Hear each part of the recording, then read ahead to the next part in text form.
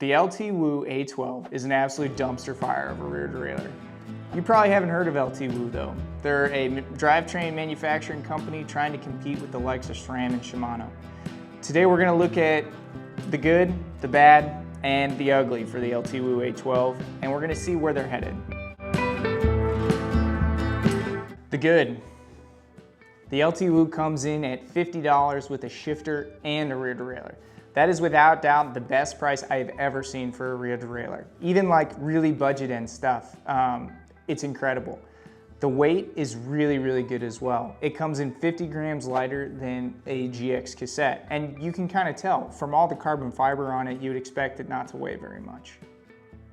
Another thing that I really liked about the L-twoo A12 is that it shifted really, really well, and you could downshift extremely fast, like super fast, faster than any other derailleur I've ever used. Finally, I thought setup was super easy. You just install it, get your B12 or B tension screw as close as you can, and it just worked. And it worked really pretty reliably. I mean, it just always seemed to find the right gear. It was no fuss, just set it up and go. The bad. All the weight savings that the A12 won over the GX rear derailleur, it gave up in the shifter. It was 100 grams heavier than a GX shifter. Like, it's so heavy, it's weirdly heavy. It's really something to feel.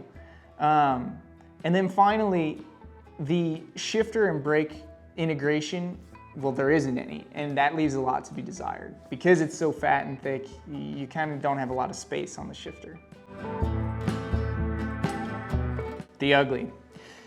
If the L-twoo A12 wants to compete in the mountain bike space, it absolutely has to have a clutch. Now, if you don't know what a clutch is what keeps the chain tension going over through really rough sections or going off of jumps or landing off jumps.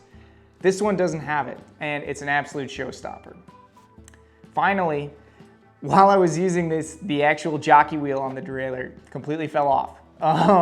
Obviously, that doesn't it doesn't inspire confidence or leave you with the sense that you got a good deal, because it doesn't work. Simple little bit of Loctite would have solved this issue, and it's something that I'll use in the future. So what's next for L-twoo? They've made huge strides over a very short period of time, and they are charging into this space guns a-blazing. I've been really impressed with everything except the lack of a clutch and obviously the falling apart. The bike, or the rear derailleur, really does shift really well, and it is cheap.